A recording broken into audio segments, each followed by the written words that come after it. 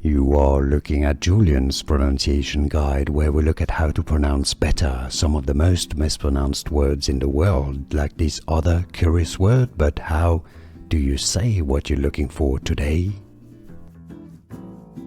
We are looking at how to pronounce these two words, as well as how to say more confusing vocabulary in English, so stay tuned to the channel to learn more. Those two words are homophones, meaning they are to be pronounced exactly the same way, even though they have different meanings. Flew, so the top word here is the past tense of the verb fly, to fly in the sky. Flew, as in the bird flew towards the sea.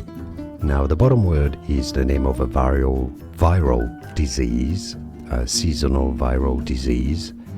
Flu, the flu, as in I was very sick last week.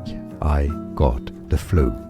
Flu is how you say both of those words. And now you know. More videos for you here to learn more correct pronunciations. See you there. Thanks for watching.